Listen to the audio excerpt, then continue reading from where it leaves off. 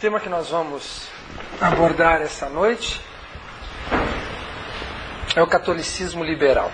Esse tema é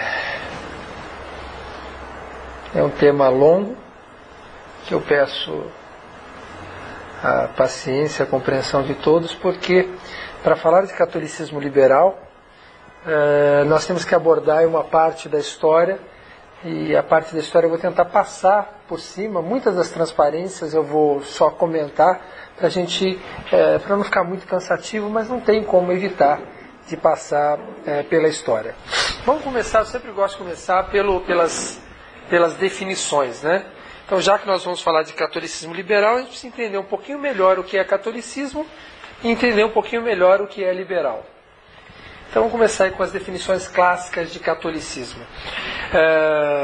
Eu tenho certeza que aqui na sala, como aqueles que estão me ouvindo, devem ter pessoas que são cristãos ou não, né? Podem ser de outras religiões, podem ser católicos ou não. Então sempre vale a pena a gente definir um pouquinho o tema. Catolicismo é a fé ou religião católica. Catolicismo significa universal. Então, a Igreja Católica significa Igreja Universal.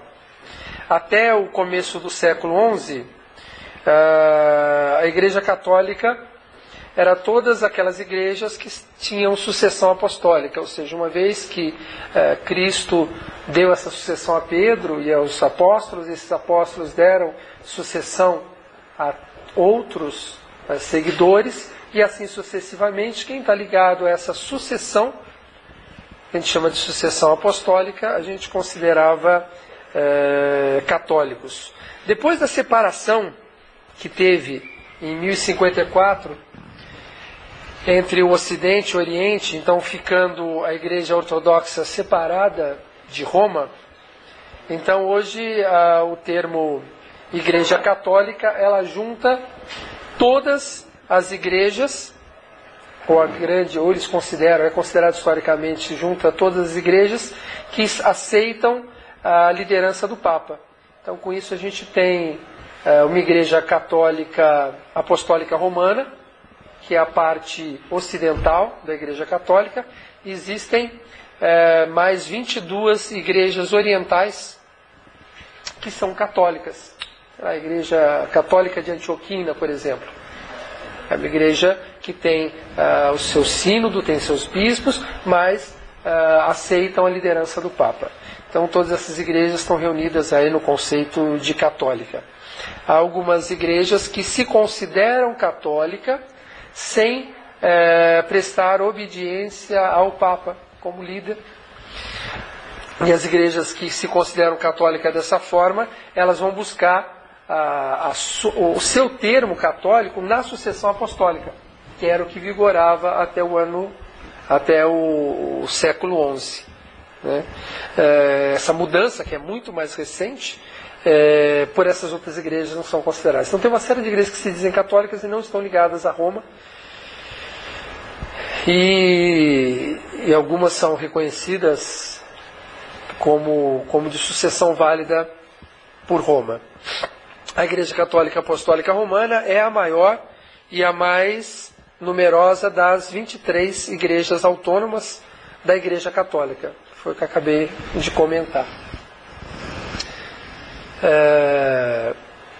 Vamos seguir. Liberalismo. Então, a Igreja Católica liberal, né? Catolicismo liberal. O catolicismo a gente viu então que está ligado ao cristianismo. E o liberalismo clássico, é uma ideologia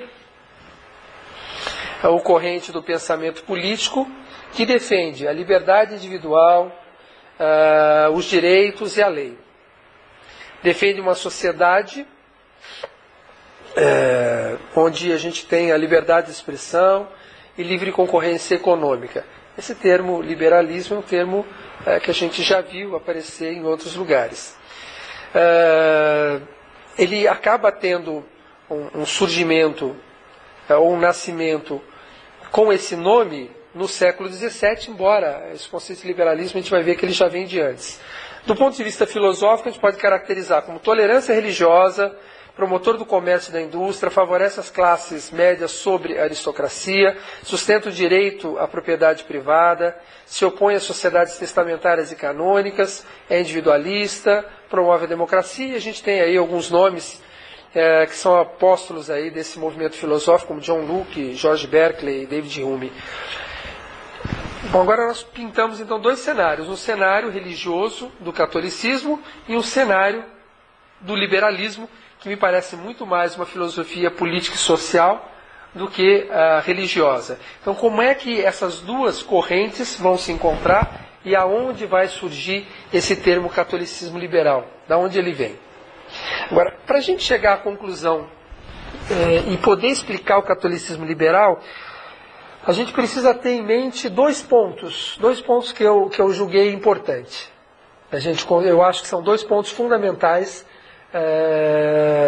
nessa consideração para a gente poder entender esse contexto de liberal. O primeiro ponto eu vou buscar no judaísmo. Vamos pegar o cenário, não dá para estudar todo o judaísmo, vamos pegar o judaísmo na época de Roma, né? E o que o judaísmo tinha em comum com Roma, o que tinha diferente, só para a gente tentar situar mais ou menos o judaísmo naquela época na qual vai estar aparecendo aí o cristianismo.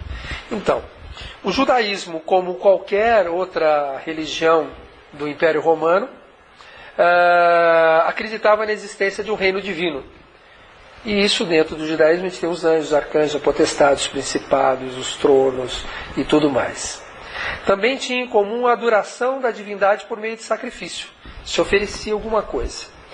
O animal ou vegetal, não importa. Alguma coisa alimentar se oferecia, era uma característica comum a essas religiões do mundo romano. A adoção de um lugar sagrado onde o ser divino habitava na terra. Embora o judaísmo pudesse prestar o seu culto à sua divindade em qualquer lugar, havia um lugar, que era o Templo de Jerusalém, onde era um lugar onde se encontrava ali assentado o ponto focal da divindade, assim como os templos romanos de um modo geral. Oravam a Deus por necessidades pessoais ou coletivas, isso também é comum. Contavam histórias sobre a interação desses deuses e os seres humanos, ou seja, dentro do mundo romano você vai ter as histórias sobre a interação, por exemplo, dos deuses do Olimpo e sua relação com os humanos, da mesma forma que vai ter no judaísmo. Abraão, Sara, Isaac, Raquel, todos eles contam histórias de sua interação, a interação que eles tiveram com a divindade. Até aí estão todos empatados e não havia grandes problemas. A diferença entre o judaísmo, as diferenças mais marcantes do judaísmo e das outras religiões eram: o judaísmo é monoteísta, só um Deus, e além de ser monoteísta, ela definia que tinha feito uma aliança com esse Deus. Em troca de uma absoluta devoção, esse Deus protegeria esse povo esse que era escolhido.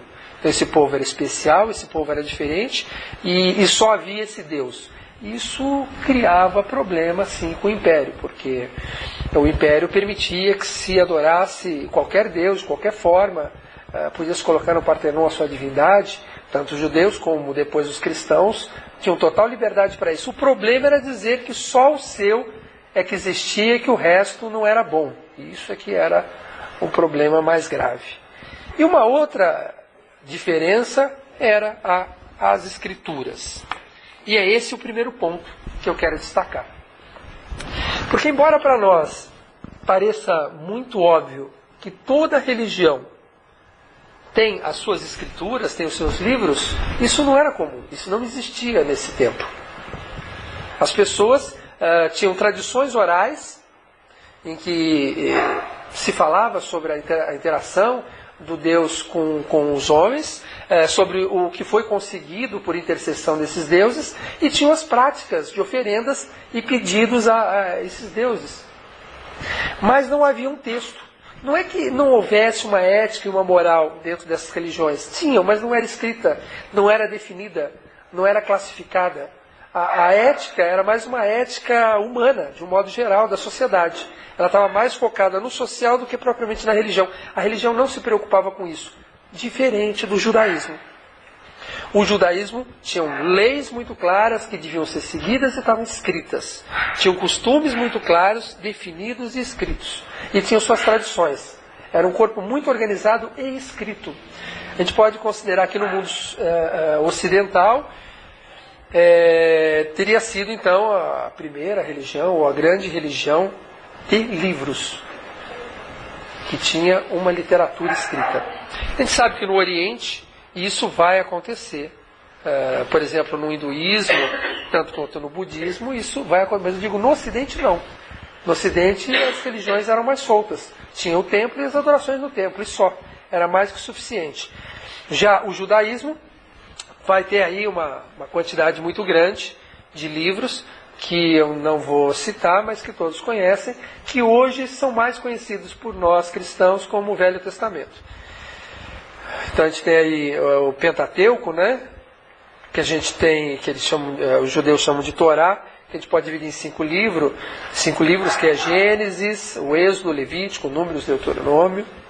Depois tem o livro dos profetas, e tem vários escritos, Salmos, Provérbios, e os rolos de Ruth, Cantares, Eclesiastes, Lamentações, e livros históricos como Daniel, Esdras. Então tem toda a literatura aí do Velho Testamento que a gente conhece. Você vê que, comparado com quem não tinha nada, o judaísmo tinha uma quantidade muito grande de textos. Esses textos, eles vão se focar então em leis, entendeu? Como o povo deve agir, nos costumes e na tradição. O cristianismo então nasce.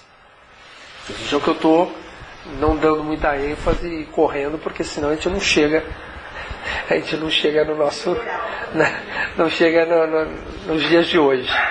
O cristianismo é uma religião monoteísta, herdando isso então na sua matriz aí, o judaísmo, baseada na vida e nos ensinamentos de Jesus, então se baseia em costumes, numa tradição e no modo de ser, que era o modo de ser e como Jesus pregou as coisas. O cristianismo começa no século I como uma seita do judaísmo. Então você vê, é sucessora sim do judaísmo. Inclusive, é bom sempre lembrar que Jesus era judeu, né? E todos os primeiros cristãos eram judeus. E há uma discussão inicial muito grande nesse sentido, se era uma reforma do judaísmo e era um judaísmo que continuava, ou se a gente ia criar outra coisa. Então você tem grandes discussões entre Paulo e Pedro sobre essas questões. Se aqueles que eram aceitos no cristianismo tinham que seguir as tradições judaicas, como por exemplo da circuncisão ou não. Bom, Jesus de Nazaré, e aí na transparência eu comento algumas coisas a mais do que eu estou falando, que era conhecido como Yeshua, que era filho de José, e seus discípulos o chamavam de Messias, ou ungido do Senhor. O nome Cristo vem do grego Christos, que significa ungido. Os cristãos, de um modo geral, conhecem já esse significado. Agora, Cristo chega a comentar em algumas passagens que ele não veio para revogar todas as leis que tinham, sim para reafirmá-las, né, e renová-las. Então ele coloca-se numa postura de continuidade do judaísmo. E no próprio texto das cartas 1 Coríntios 15, 3 e 4, diz: Cristo morreu segundo as Escrituras, que ressuscitou segundo as Escrituras. Ou seja, ele diz que ele veio para cumprir as Escrituras e não para revogá-las. Isso ele diz em algum outro lugar. Então o cristianismo mantém essa tradição e, consequentemente, também é uma religião de livros. Uma religião escrita, que a princípio utiliza como literatura a literatura que estava disponível dentro do judaísmo. Esses textos do judaísmo são utilizados pelo cristianismo, até que o cristianismo começa então a definir a sua própria literatura. Nessa transparência eu estou colocando os livros numa ordem mais ou menos cronológica diferente né, colocando que os textos mais antigos são cartas atribuídas a Paulo, né, que são escritas provavelmente 50 depois de Cristo. Depois tem cartas de Tiago, cartas de Judas, cartas de Pedro, cartas de João. Vocês vejam que interessante. Os primeiros documentos do cristianismo são as cartas, porque os apóstolos iam até os lugares, fundavam as comunidades cristãs, iam embora e mandavam cartas para essas comunidades, explicando o que devia ser feito, como é que devia se proceder em relação às coisas. Muitas vezes recebiam cartas com questões e devolviam cartas respondendo, e essas primeiras cartas é que vão acabar constituindo a literatura sagrada do cristianismo. O Evangelho que vai aparecer, primeiro Marcos, por volta de 64 depois de Cristo, depois vem Mateus, Lucas e João, que acaba terminando de escrever já por volta do ano 100, que tenta retratar a vida de Jesus. Ele vai aparecer logo em seguida. Primeiro começam as cartas, depois vem a vida como testemunho, como maneira de seguir, como o cristão deveria se portar. Depois temos também como os livros sagrados Atos dos Apóstolos e o Apocalipse, que vai aparecer mais tarde. As epístolas, que são, na realidade, do grego epístolas, que significa ordem, mensagem, ou do latim epístola, ou epistolae, que significa carta, mensagem escrita, assinada, é um texto escrito em forma de carta para ser correspondido a uma ou várias pessoas, que se distinguindo desta por expressar opiniões, manifestos. Agora, o que eu estou querendo pegar nessas epístolas? Além dessas epístolas serem a correspondência, eu estou pegando dois exemplos aqui. Tessalonicenses 5, 26, 7, que diz: Saudai a todos os irmãos com ósculo santo. Pelo Senhor vos conjuro que esta epístola seja lida a todos os irmãos. A graça de Deus, nosso Senhor Jesus Cristo, seja convosco.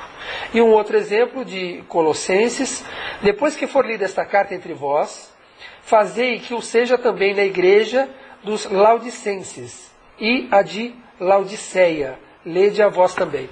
Ou seja, além de existir esses documentos em forma de cartas, não eram cartas de correspondências pessoais. Eram cartas que eram enviadas para a comunidade para que fosse lida por todas as pessoas.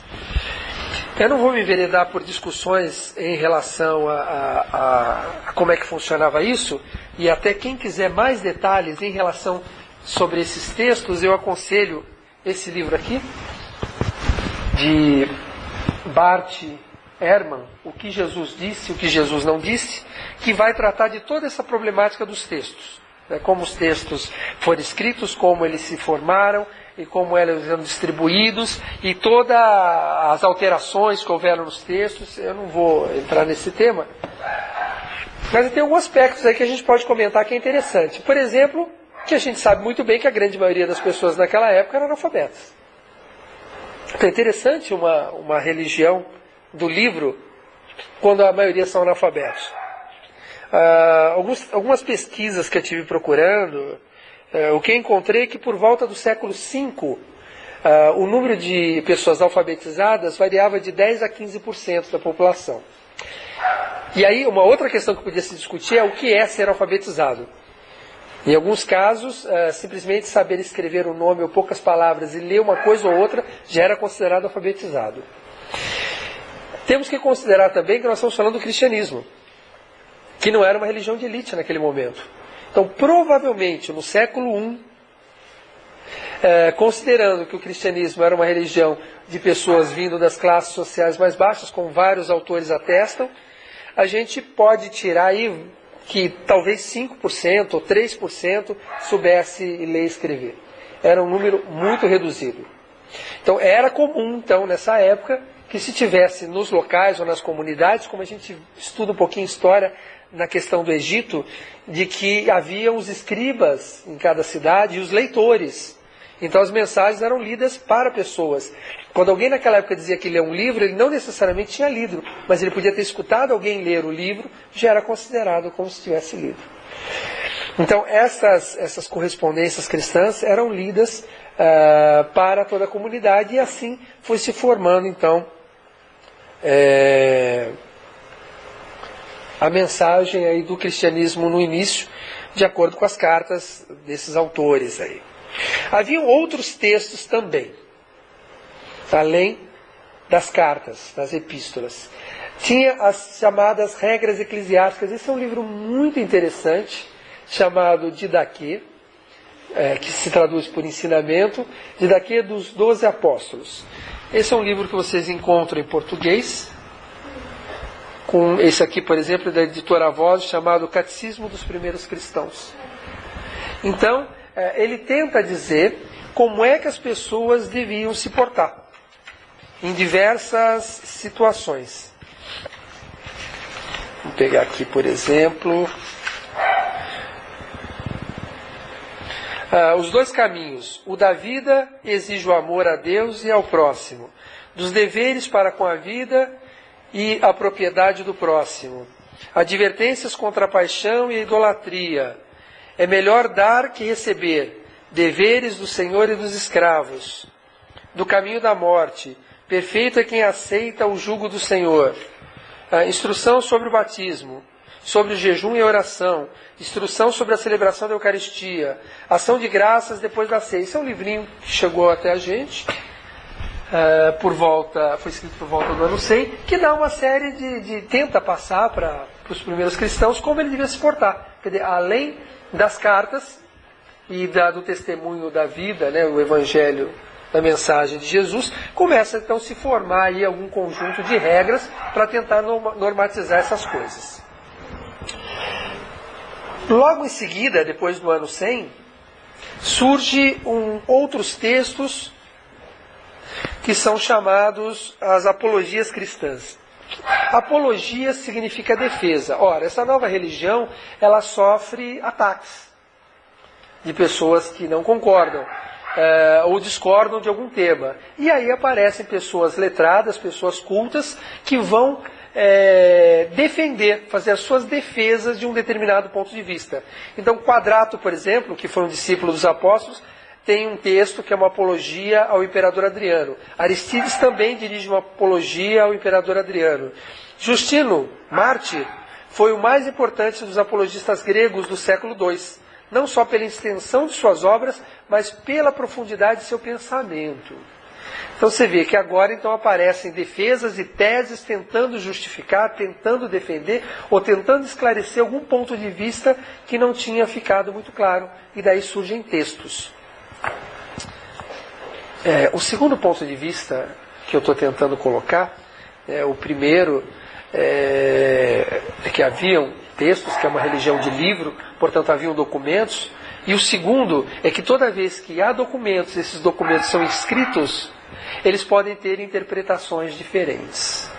E aí surgem então formas de interpretar, ou diversos autores interpretando aquela informação, que é uma característica própria dessa religiosidade que se conformou dessa forma.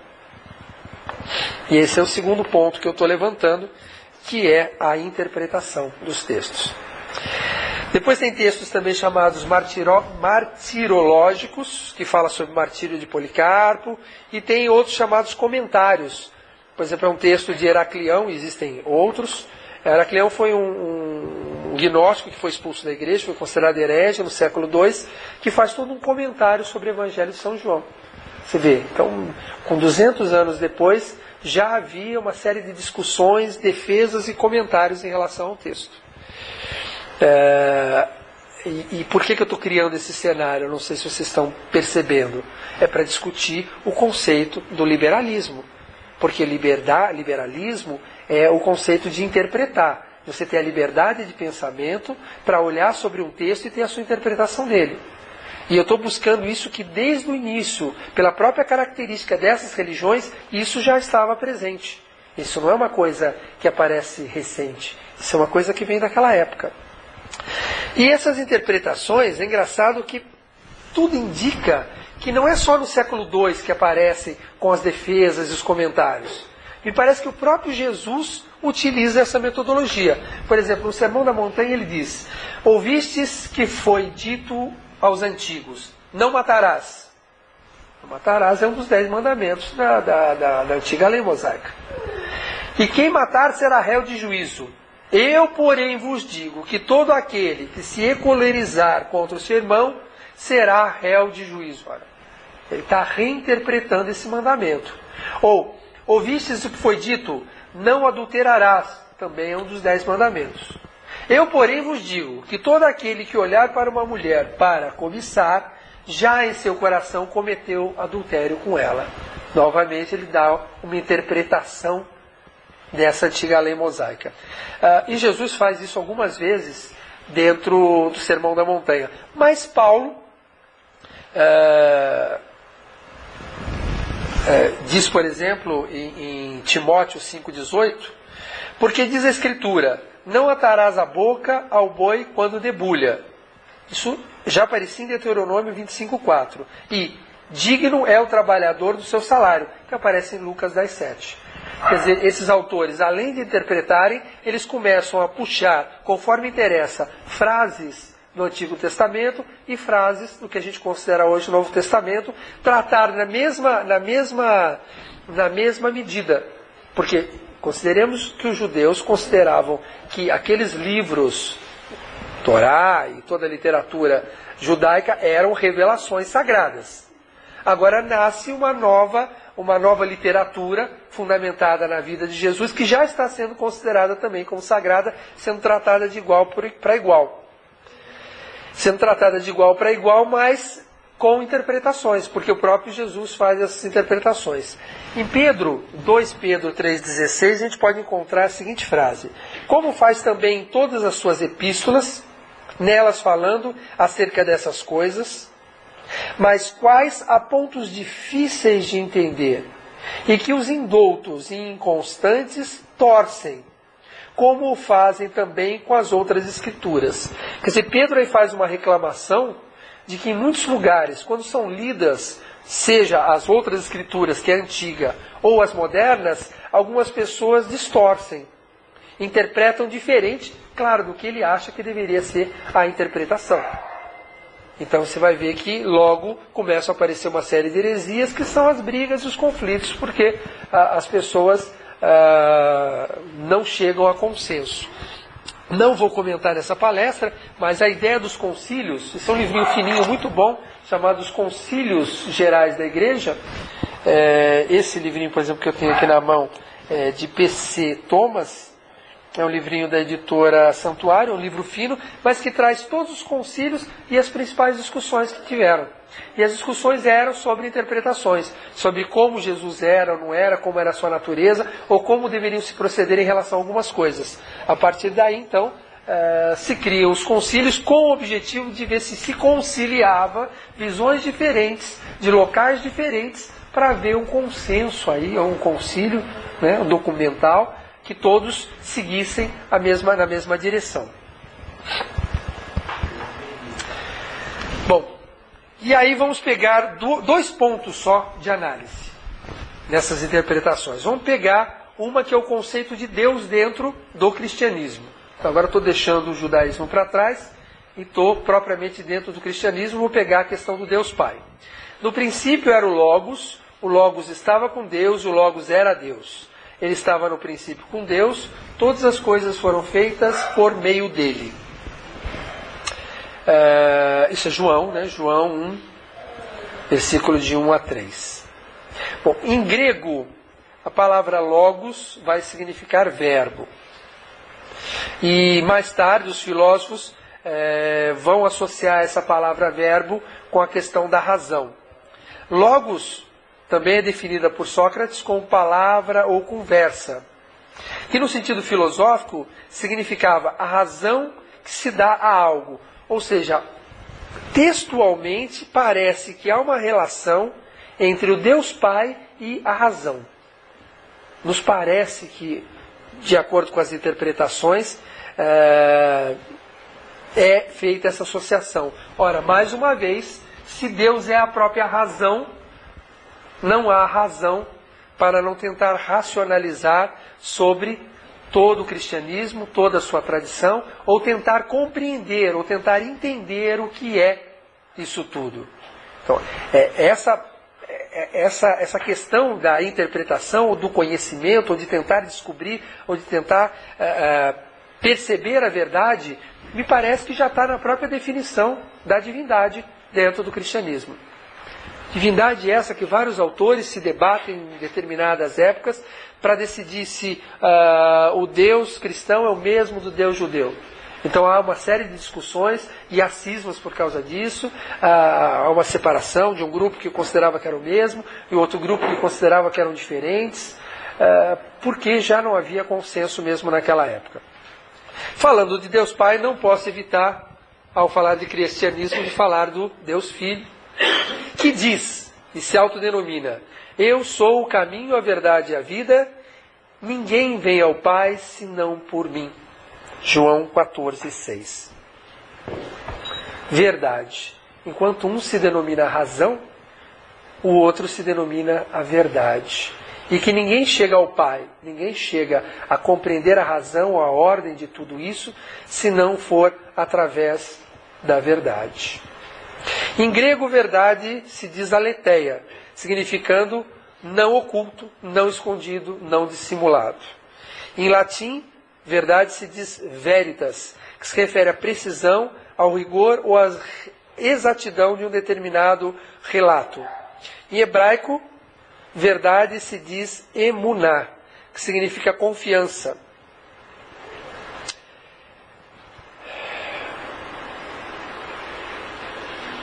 Então, me parece muito claro por essas visões aí que variam do grego, do latim, do hebraico, que verdade é uma forma de tentar caminhar na direção de desvendar os mistérios, né?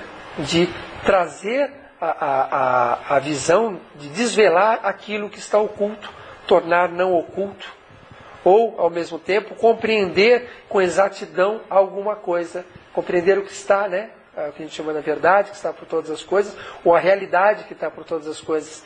A verdade propiciaria isso.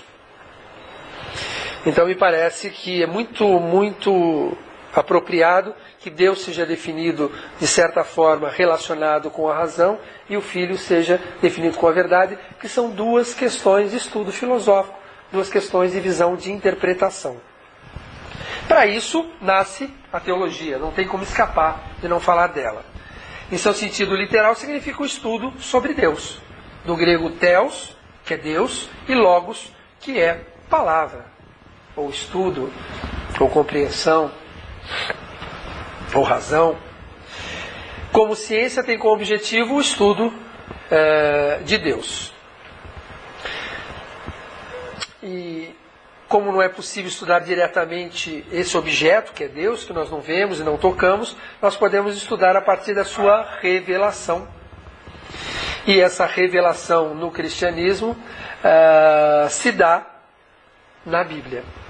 Bíblia é essa que vai se montando, né, que vai se configurando através de todos aqueles textos, aquelas escrituras que vão nascendo, e algumas mais tarde vão ser consideradas como canônicas e outras como apócrifas, que já é um tema de outra palestra. Esse termo foi usado, teologia, pela primeira vez por Platão na República, para referir-se à compreensão da natureza divina por meio da razão. Platão, filósofo, para ele, teologia é a compreensão de Deus através da razão, e lá João define que Deus é a própria razão. Mais tarde, Aristóteles emprega esse termo em numerosas ocasiões.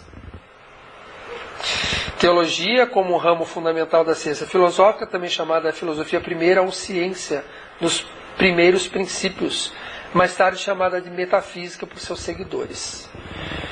Teologia como definição do pensamento mitológico, imediatamente anterior à filosofia. Bom, aqui tem umas outras considerações que eu não vou entrar no tema, mas já deu para ter uma ideia aí de teologia como tentativa ou estudo sobre Deus. Dentro da história da teologia, que também vem de longa data quando tenta se compreender melhor a Deus, no início do cristianismo essa preocupação inicial está em conhecer a vontade do Pai, ou seja, qual é a vontade de Deus dentro daqueles relatos, dentro da vida de Cristo, qual que é a vontade de Deus? Através dos relatos tentar estruturar e compreender melhor essa verdade de Deus através dos ensinamentos do seu Filho, que foi considerado Filho unigênito de Deus, como todos sabem, o Jesus o Cristo. E para isso se recorre à inspiração de santos, e ao conhecimento, e a documentos, e toda a literatura que nós já comentamos.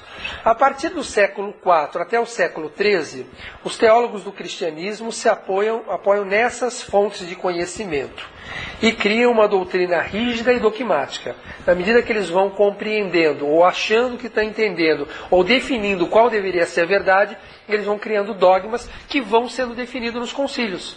Os concílios se reúnem, estudam um tema e definem. Isso aqui é assim, todos aceitaram, aceitamos. Então isso aqui é assim, não se discute mais. E vai se constituindo aí todo o dogmatismo.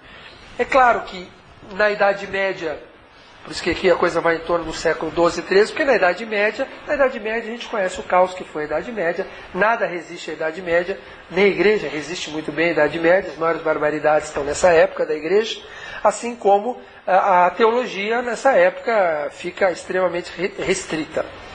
Mas, ainda nesse final, ou começo, na realidade, da Idade Média, final do período que antecede a Idade Média, nós temos aí a criação de uma linha de pensamento dentro da filosofia chamada escolástica. Nós temos aí, eu coloquei o nome de duas pessoas que vale a pena a gente mencionar, que é Santo Alberto Magno, que foi um doutor da Igreja e que tornou-se famoso por seu vasto conhecimento e por sua defesa da coexistência pacífica da ciência nascente naquele momento e da religião. E São Tomás de Aquino, que é bem mais conhecido, que foi um frade dominicano e que foi proclamado um santo da Igreja Católica e que foi o principal expoente da escolástica. A escolástica é uma linha dentro da filosofia medieval que tenta conciliar todo esse conhecimento dogmático, esse conhecimento cristão, mais o dogmatismo, com a ciência daquela época. Tenta juntar esses dois.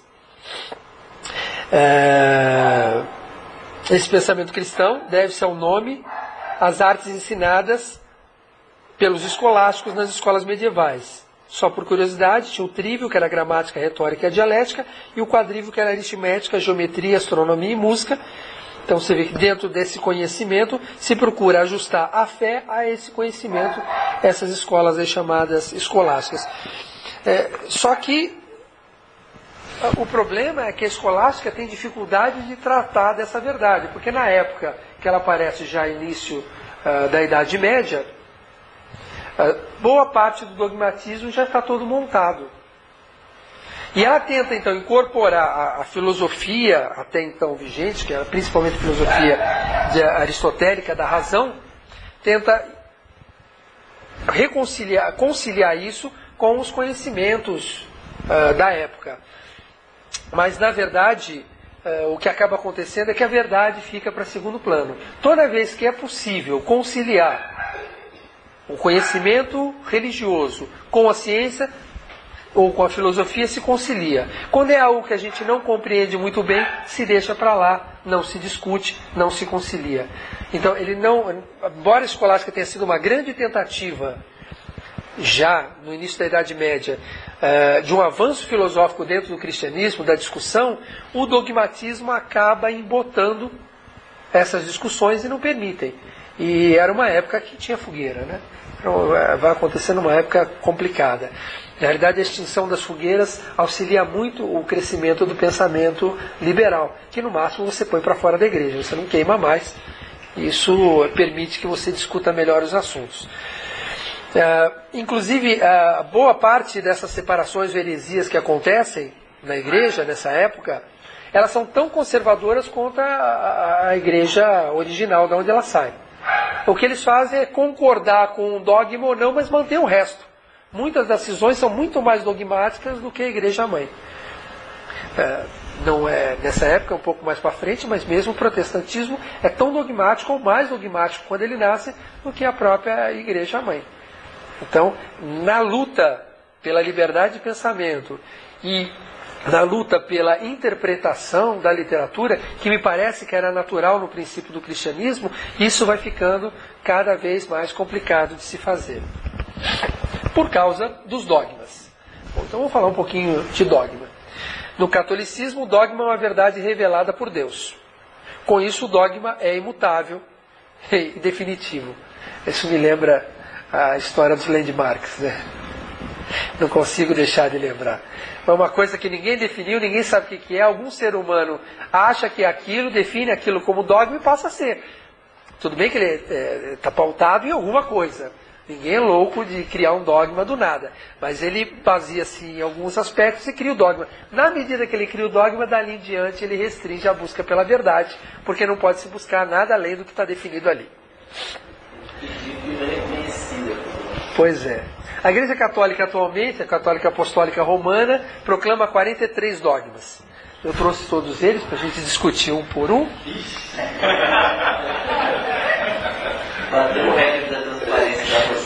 Pois é, não cabe de jeito nenhum na transparência, nem com ampliação. Então, só por mera curiosidade, então aí tem, a relação se pode encontrar em qualquer lugar. E essa palestra ela tem muito mais como objetivo incitar a curiosidade de vocês a procurar determinados termos e procurar determinados autores e ler algumas coisas do que propriamente passar um conteúdo, porque o conteúdo é muito pesado, né? Mas tem aí 43 dogmas hoje da Igreja Católica Apostólica Romana, que eu coloquei aqui de parênteses como ICAR. Bom, mas aí então estamos chegando já no final da Idade Média. Ufa! Antes que me matem. E aí acontecem as revoluções. Acontece a Revolução dos Camponeses, né, que acontece principalmente na Alemanha e próxima à Suíça e Áustria, no transbordo da Suíça e da Áustria. Essa Guerra dos Camponeses, que acontece por volta de 1500, é um conflito motivado pelas desigualdades sociais e econômicas do feudalismo alemão. Uma revolução também muito importante, a Revolução Gloriosa, que vale a pena dar uma estudada, que acontece mais tarde, em 1688, que é um movimento pacífico inglês de conteúdo religioso ocorrido em 1688, porém, devido ao seu alcance e magnitude, pode ser considerado uma revolução. O movimento substituiu o rei Jaime II, Stuart, por sua filha Maria e o marido desta, Guilherme III de Orange. É uma revolução muito importante, é a Revolução Industrial que todos conhecem. Essas revoluções, de modo geral, são motivadas pela opressão que o povo sofre dos seus governantes, e inclusive da própria igreja. Chega a um determinado ponto, então, que tem as revoluções. E com essas revoluções, abalam-se os governos e abala-se a igreja. E, consequentemente, ao abalar a igreja, todo o seu domínio através dos dogmas também fica abalado. E com isso, então, as ideias libertárias, ou liberalismo, volta à tona, volta a aparecer com muito mais força do que no princípio. O liberalismo, então, embora já tenha conceitos liberalistas em pensadores como Aristóteles e Cícero, isso é bem antes, mas as suas principais raízes estão na contestação da autoridade da igreja na Renascença. E isso acontece nessa Revolução Gloriosa na Grã-Bretanha, cuja defesa do direito de escolher o seu próprio rei pode ser vista como uma precursora das reivindicações da soberania popular.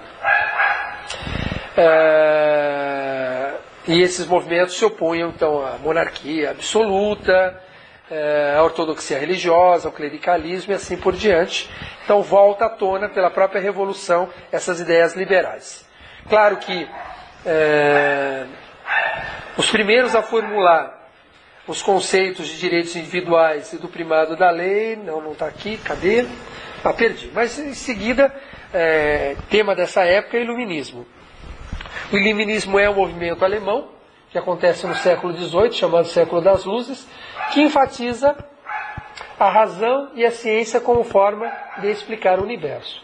Então agora, com essa espécie de dissociação entre a Igreja e o Estado, ainda não uma dissociação formal, mas logo em seguida vai vir isso, as pessoas começam a tentar explicar o universo através da razão e da ciência.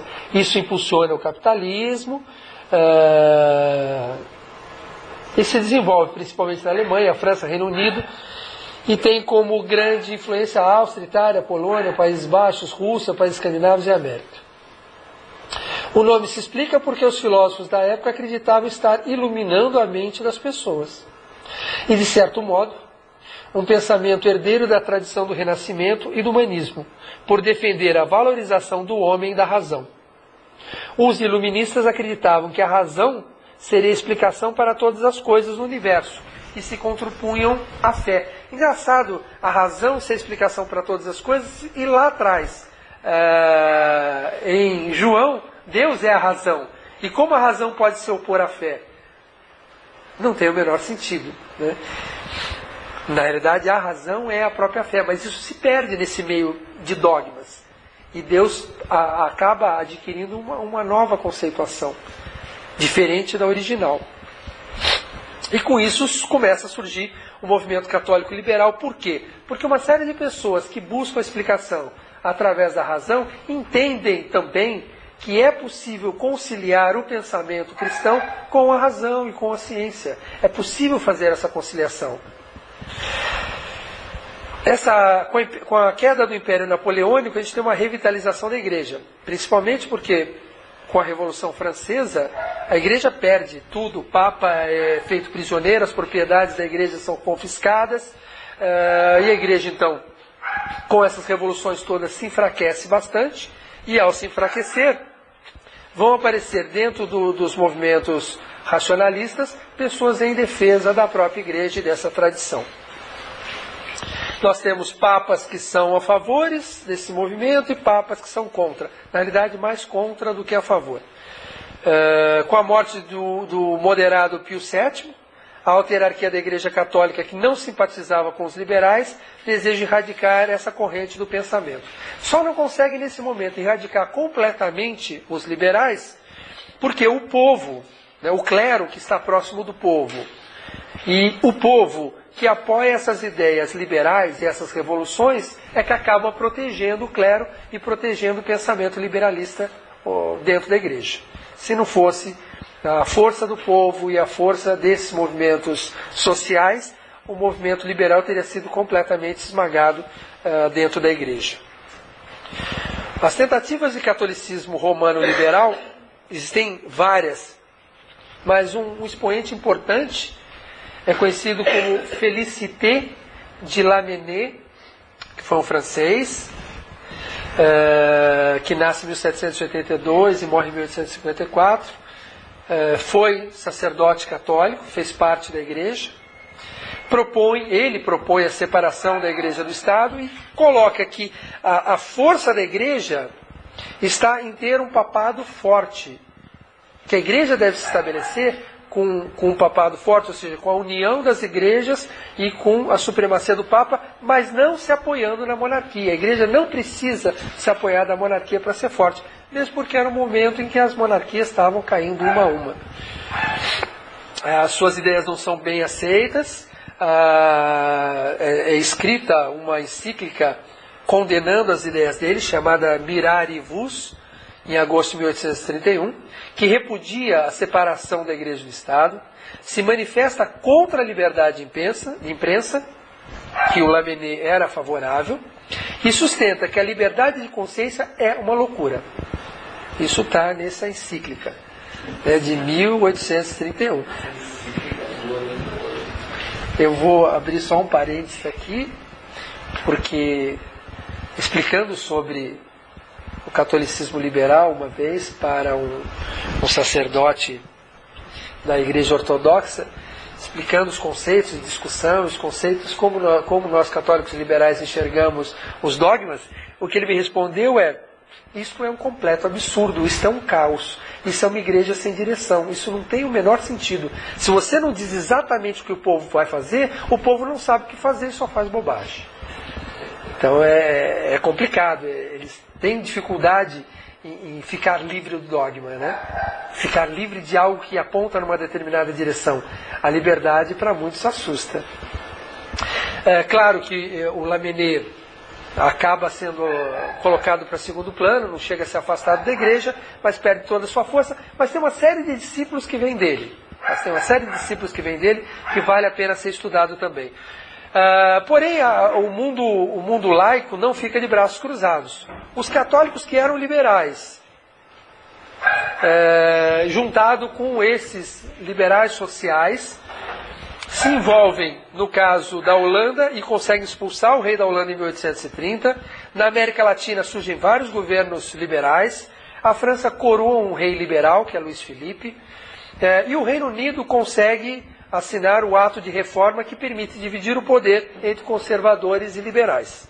É claro que, com isso tudo, o que acaba sendo reforçado é um outro tema, que é uma outra coisa, que é o socialismo católico liberal, que aí começa a fugir do nosso tema. Ou seja, esse liberalismo, quando ele é apoiado, essas ideias liberais, quando ele é apoiado por esses movimentos revolucionários, ele acaba indo na direção do socialismo católico liberal, que é o catolicismo voltado para as necessidades do povo. É um movimento que tem início no início do século XIX, com um filósofo também francês, Henri de Saint-Simon, que propõe um socialismo novo. Claro que isso acaba terminando com uma encíclica, onde o Papa acaba reconhecendo a gravidade das questões sociais provocadas pelo capitalismo, que antes ele defendia, contra o socialismo russo. O socialismo russo começa a aparecer, então ele defende o socialismo católico, uma visão socialista católica. Não vou seguir nesse tema, porque aí já é um outro galho dessa árvore. Vou voltar ao que me interessa propriamente dita, que é o catolicismo liberal, não do ponto de vista das suas vertentes sociais. Porque nessa linha de raciocínio a gente vai chegar a vários movimentos aqui no Brasil que propõem o catolicismo mais voltado ao povo e às estruturas sociais, que não é o caminho que eu quero seguir. Então, comparando então agora, depois disso tudo, ideias conservadoras e liberais, nós podemos considerar que os conservadores se entrincheiram nas suas teses escolásticas. Então, todo documento para ele que é definido como verdade, é a verdade, não discuto aquilo e acabou. Os liberais buscam encontrar elementos filosóficos e científicos que permitam uma harmonia entre a fé e o pensamento circular. Os conservadores fundamentam sua existência na verdade revelada e não estão dispostos a transgredir nenhum assunto de sua fé. Isso destruiria o seu sistema epistemológico e os deixariam completamente ermos aí sem direção, que é o que eles sempre alegam. Os liberais sustentam que em primeiro lugar está a verdade e depois a revelação. É o lema aí dessa sociedade, né? E que se demonstra que um postulado qualquer religioso é falso, então se descarta, porque ele não tem sustentação. Já os conservadores, que foram originalmente chamados de católicos integralistas, hoje são mais conhecidos como fundamentalistas. Já os católicos liberais podem dialogar diretamente com o cientista, com laicos, com pessoas de qualquer religião e agnósticos. Agora, é claro que isso tudo traz dificuldades para eles dentro da igreja. É o lugar onde eles têm mais dificuldade de discutir. E quando eu estou falando de católicos liberais nesse momento ainda, eu estou falando de católicos liberais dentro da Igreja Católica Apostólica Romana, que existem, que são limitados, que são muitas vezes perseguidos, mas ainda existem. Os conservadores formam um grupo compacto e numeroso e se consideram que vivem mais felizes do que os que duvidam de tudo, porque têm estabilidade da sua crença. Já os liberais aceitam o lema ubi dubium ibi libertas. Somente onde há dúvida, há liberdade. O pensamento liberal abrange grupos, e esse é o grande problema, desde os mais dogmáticos até os mais agnósticos. Então, a própria característica da liberdade de pensamento não dá união aos liberais dentro da igreja. Enquanto os conservadores acreditam naquele, todos seguem aquela linha, os liberais não. Os liberais, nós temos grupos que rejeitam todos os dogmas, até grupos que rejeitam um ou outro dogma. E tem visões diferentes, daí você não tem união. E dentro dos conservadores fica mais fácil ainda, né, de espalhá-los ou de prejudicá-los por essa falta de união. Outros conceitos que a gente pode discutir aí entre os conservadores e os liberais, entre as suas diferenças, é que os conservadores utilizam uma atitude mais estreita, limitada e ortodoxa. Sustenta somente certas crenças e doutrinas estreitamente definidas, derivadas geralmente das escrituras, ou de opiniões de algum padre da igreja ou teólogo em particular. Costumam vir acompanhadas intolerância, condenação e perseguição aos que pensam de forma diferente.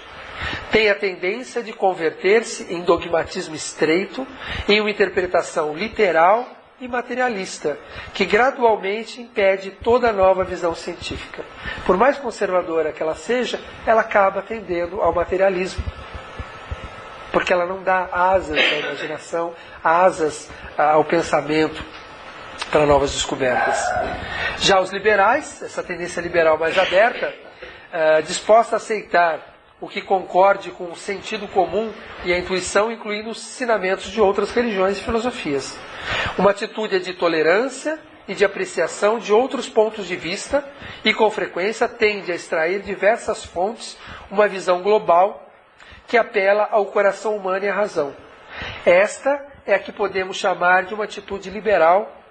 Às vezes se inclina a ser sincretista ou eclética, quer dizer, combinar diferentes doutrinas, atitude esta que é anatematizada pela mente dogmática, que não pode aceitar senão uma só verdade de revelação. Agora, o engraçado disso tudo é que essas duas tendências de visão conservadora e liberal são manifestações de duas qualidades inerentes na mente humana. Uma ensina, como diríamos, a nível terreno, para baixo, pois só percebe o que crê, que é sólido, a realidade da matéria e em todas as coisas terrenas, e o outro, o ensinamento instintivamente indica para cima, até o céu, percebendo uma visão ideal da unidade divina na diversidade de toda a criação. Esse quadro é um quadro muito interessante, que é um quadro de Rafael, que se encontra numa sala no Vaticano, em que aparece no centro Platão e Aristóteles, um apontando para cima e outro apontando para baixo. Um apontando para baixo, dizendo que nós devemos nos aprofundar, né, no mais ínfimo da matéria para compreender a profundidade do universo. E outro aponta para cima, dizendo que a gente deve ampliar até a infinitude do universo para poder compreender, né, a verdade que está por trás de todas as coisas. Esse quadro é um quadro, eu acho que demonstra que tanto um lado quanto o outro tem grandes doutores e grandes pensadores, com visões diferentes, que podem levar a caminhos completamente diferentes. Nisso tudo vai nascer uma igreja, cujo nome da igreja é Igreja Católica Liberal. Ela nasce dentro desse pensamento liberal e acaba se concretizando como uma igreja. A Igreja Católica Liberal é uma dissidência da Igreja Católica Romana, ou seja, ela não faz parte de Roma, ela não aceita o Papa como líder. Dentro dos conceitos atuais, ela não seria católica, porque ela não faz parte de nenhum dos grupos ligados ao Papa, mas ela se considera católica no sentido até o século XI, que é o sentido de igreja que tem sucessão apostólica e mantém a antiga tradição. Ela é fundada em Londres em 1916 como uma reorganização da Igreja Velho-Católica da Holanda.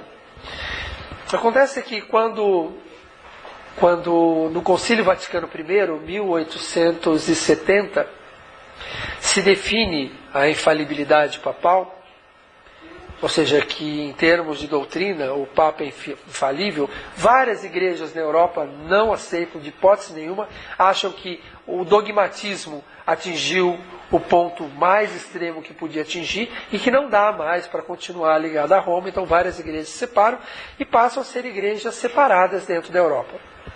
Essas igrejas depois se conversam entre si e se reúnem através de um conselho chamado o Conselho de Utrecht, que se define algumas regras, e entre essas regras se define que, já que nós rompemos com Roma, aceitaremos todas as regras até o ano 1000, e não os modernismos dali para frente, e se torna uma igreja tradicionalista, comparado com os modernismos do Concílio Vaticano I. Algumas dessas igrejas depois voltam para Roma, outras igrejas se mantêm separadas até hoje, com o nome de velho-católicas.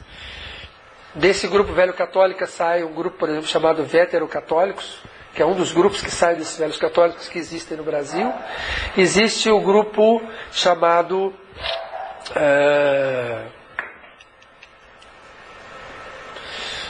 fugiu o nome agora, episcopal, aqui no Brasil, um grupo chamado episcopal, que é de fato os vetero-católicos da Europa, e que continua existindo. E um desses grupos, que era o grupo da Inglaterra, se separa também e funda a Igreja Católica Liberal. Por quê? Porque se o que motivou essa separação foram problemas com dogmas, não tem sentido criar novos dogmas, ou manter certos dogmas, ou continuar insistindo nesse assunto. Essa igreja tem como posição ser uma igreja que possa dar vazão aos seus membros e àqueles que fazem parte dela desse pensamento liberal. Na sua declaração de princípios, tem uma frase que eu acho que é ímpar, né, um texto que é: ao formular esse corpo de doutrina e ética, a Igreja Católica Liberal assume uma posição que, por certos aspectos, é distinta entre as igrejas da cristandade. A Igreja cristã sempre conteve dentro de si diferentes escolas de pensamento. Os escolásticos medievais, nós já tratamos, que sistematizaram a teologia na Igreja do Ocidente, seguiram os métodos de Aristóteles. Porém, os primeiros padres da Igreja têm tendências filosóficas, foram platonistas. Isso nos remete àquele quadro. E a Igreja Católica Liberal, sem menosprezar a claridade e precisão dos sistemas escolásticos, tem muito em comum com as escolas platônicas e neoplatônicas da tradição cristã. Ela mantém que uma teologia pode justificar-se e ser de valor permanente apenas se puder suportar um constante reexame à luz do progresso do conhecimento humano e do despertar espiritual do indivíduo. Tal teologia participa da natureza da teosofia. Na verdade, todo esse preâmbulo que eu fiz foi para chegar nessa frase. Essa 1h05 foi para poder contextualizar essa frase. Porque agora fica mais claro esse texto. Ou seja, a Igreja Católica Liberal não condena a teologia. Aproveita dela o que tem de melhor. E aproveita do platonismo o que tem de interessante. E nas Escrituras a interpreta da melhor forma possível. E considera a revelação tudo aquilo que nós possamos considerar que válido, universal e que possa ser comprovado de alguma forma, que tenha sentido. Tudo aquilo que vai perdendo sentido não tem mais valor, foi provavelmente um erro do passado. Para isso, se apoia na teosofia. Esse é outro conceito interessante.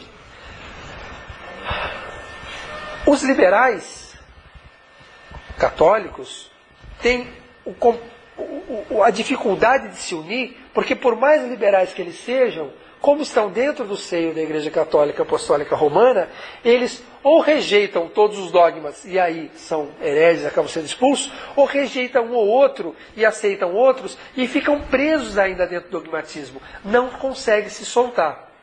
Os católicos liberais, em primeiro lugar, rompem com todos os dogmas e se soltam completamente. Aí eu corro o outro risco. Cada um cria sua própria igreja, sua própria religião. Então, os católicos liberais, sem desprezar nem Aristóteles nem Platão, nem a teologia, e nem a razão, nem a ciência, alinhava tudo isso com a teosofia. A teosofia é que vai dar a unidade dentro do catolicismo liberal. E para isso, eu vou ter que falar de teosofia. Esse tema é um pouco mais conhecido de todos. Para os que estão chegando pela primeira vez, a palavra teosofia vem do grego teosofia, de theos, Deus, e sophos, sabedoria.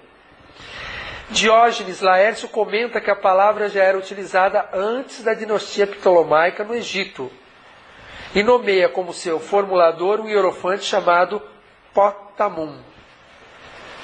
Por outro lado, a expressão foi utilizada novamente no 3º século de nossa era por Amônio Sacas, pai do neoplatonismo. Na Idade Média, Jacó Boehme era conhecido como um teosofista, e o termo novamente foi utilizado nas transações teosóficas da Sociedade de Filadélfia, em 1697. E para nós, ela acaba chegando, acaba sendo mais conhecida de todo o público, a partir da fundação da Sociedade Teosófica, por Helena Petrovna Blavatsky, que está aqui, não presente, mas está aqui no quadro, em 1875, e essa história aí os irmãos já conhecem. A teosofia difere da teologia na enfatização da importância da busca de cada indivíduo pela compreensão espiritual baseada na experiência pessoal. A teosofia difere da teologia na enfatização da importância da busca de cada indivíduo pela compreensão espiritual baseada na experiência pessoal, gnosis ou sofia. Enquanto oposta à imposição dogmática de interpretações particulares das Escrituras que podem ser limitadas ao conhecimento humano do mundo em qualquer período histórico. Então, a única forma da Igreja Católica Liberal, de fato, poder manter o seu liberalismo e ter um alinhavo que adesse unidade, não tinha outro lugar para buscar a não ser na teosofia. E quando a gente fala teosofia, que essa transparência fique clara, que não significa a sociedade teosófica, mas sim a teosofia, que é algo que é muito anterior à sociedade teosófica. E que também, claro, a grande maioria, se não todos os membros da Igreja Católica Liberal, fazem parte da sociedade teosófica, que é uma sociedade que mantém viva essa chama de busca pela verdade, que já tinham, então, Amônio Sacas, Jacó Boehme, assim sucessivamente, nessa mesma visão. A Igreja Católica Liberal é uma organização, só reforçando, autônoma e independente. É uma das 30 ou mais igrejas católicas que existem no mundo. Então vocês veem que existem 23 católico-romanas e mais algumas 23 católicas que aceitam a supremacia do Papa e mais algumas além dessas, soltas, mas que mantêm essa tradição. Por que ela é católica? Porque tem seu principal significado no seu caráter ecumênico, de universal. Assim como no aspecto e na prática da igreja histórica. Nesse sentido, conserva a tradicional forma sacramental do culto, com seu majestoso ritual, seu profundo misticismo e o perene testemunho da realidade da graça, administrando os 7 sacramentos que são considerados como canais de bênção de nosso Senhor o Cristo.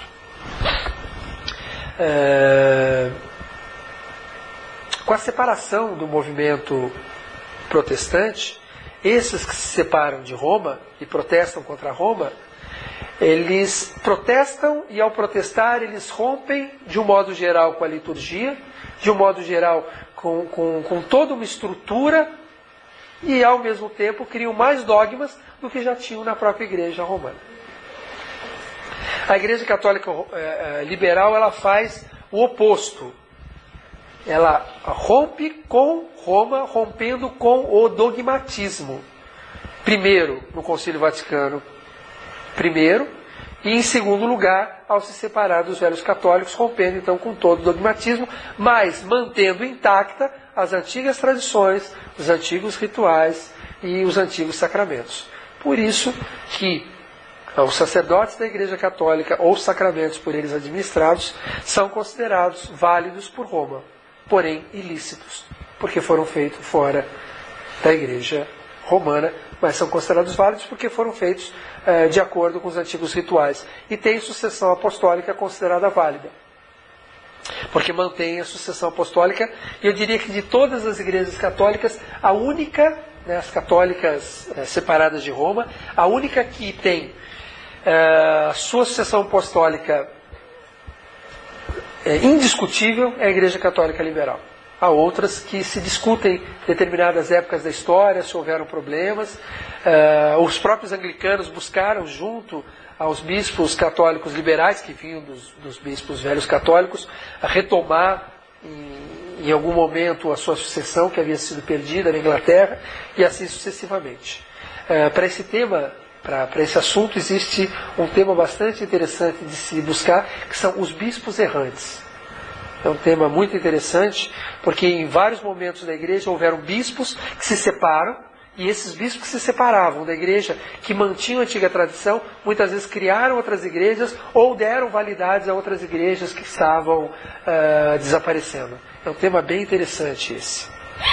E dos bispos errantes, o mais famoso e o mais considerado mais, com sucessão mais válida, é quem nos dá a sucessão. Ela é considerada apostólica, portanto, porque sua sucessão episcopal deriva da Igreja Católica Antiga da Holanda e é reconhecida como válida entre todas as igrejas da cristandade que mantêm sucessão apostólica de ordens como um princípio de fé. Ela teve sua existência formal como resultado de uma reorganização completa em 1915 e 16 do movimento velho católico na Grã-Bretanha. E liberal, porque aspira a combinar a forma sacramental tradicional com a mais ampla liberdade intelectual e com o respeito pela consciência individual na interpretação de suas crenças, escrituras e tradições, assim como sua liturgia e sumário de doutrina.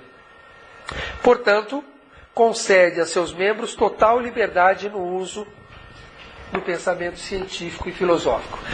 A Igreja Católica Liberal não exige dos seus membros, dos seus fiéis, na realidade, que adotem nenhuma regra, nenhum dogma, nenhuma forma de pensar. Embora, para que ela tenha sua unidade, o clero, ou aqueles membros internos, aceitam determinadas regras, ou seja, não é uma igreja completamente caótica onde cada um pensa o que quer.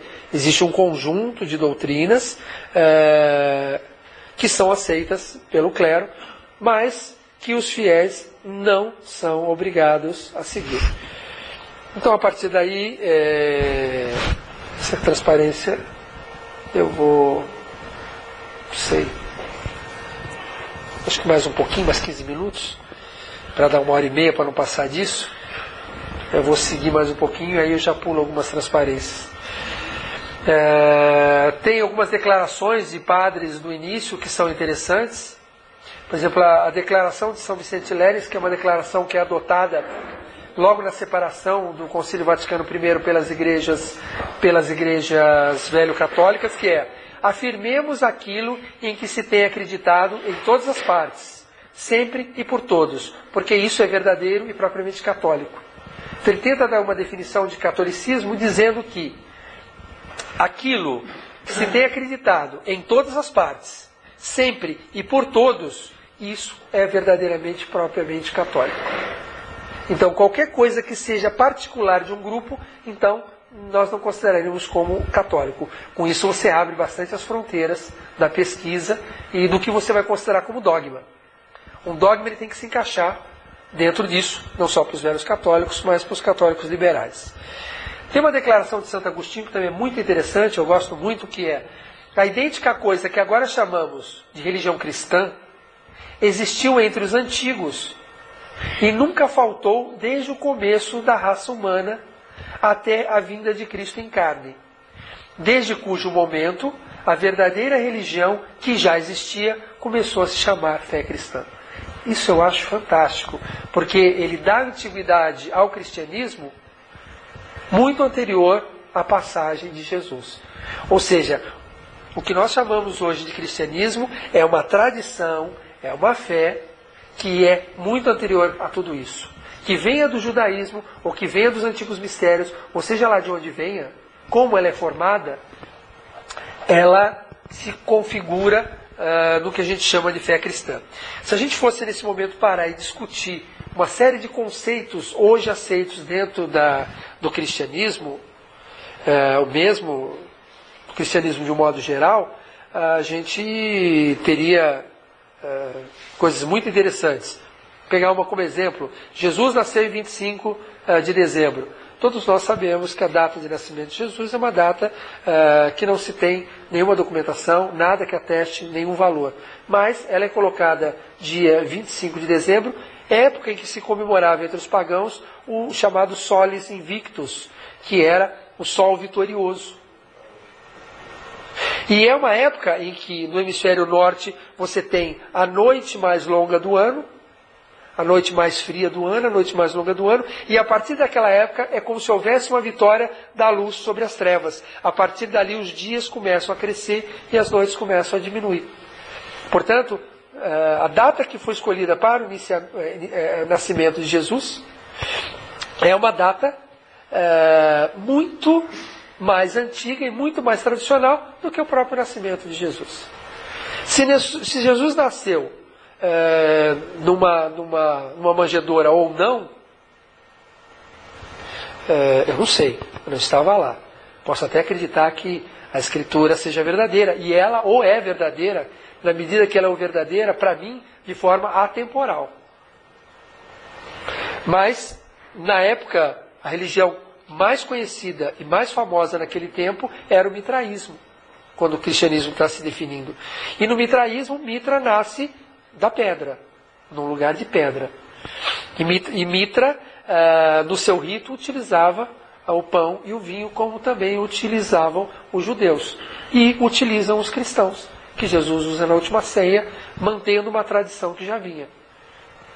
As vestes que são usadas pelos sacerdotes, isso tem um livro muito interessante que eu não trouxe, que é Origens da Igreja e da Maçonaria, de Helena Petrovna Blavatsky, onde ela discute todas essas origens.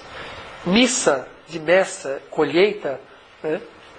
E faz toda essa relação da colheita das antigas tradições para as tradições cristãs, o que dá para a gente perceber que essa tradição que a gente tem chamada cristianismo, ela é muito maior, é muito mais importante do que a existência de Jesus. E que ela está fundamentada numa mitologia, e mitologia é uma verdade contada de uma forma de história para as pessoas que não conseguem compreendê-la totalmente, né, na sua profundidade. Você pega uma verdade difícil de compreender, você transforma ela numa história e conta essa história. Se você entende a história, você entende o que está por trás dela. E a forma com que foram montados os textos é uma mitologia que representa a verdade. Então, os textos, na maioria, bíblicos, representam a verdade. Mas não a verdade, não necessariamente a verdade temporal, que aquilo aconteceu exatamente naquela data. Mas sim uma verdade que vai muito além de qualquer tempo. Clemente de Alexandria, já no ano 150, dizia que o caminho e a verdade são, portanto, unos. O caminho e a verdade são, portanto, unos. Porém, dele, como um rio permanente, afluem correntes de todas as direções. Ele aceitava que essa verdade era como um rio que afluíam correntes de todas as direções. Então aceitavam muito bem o que hoje é chamado de sincretismo. E Orígenes, nesse texto Príncipes, diz: a alma não tem princípio nem fim. Toda alma entra nesse mundo fortalecida pelas vitórias ou debilitada pelas derrotas da vida anterior. Seu trabalho nesse mundo determina seu comportamento no mundo que se há de seguir a este. Outra frase muito interessante que dá para discutir toda a questão da reencarnação dentro do cristianismo e que já foi discutida e debatida aqui várias vezes. Já foi tema de palestra.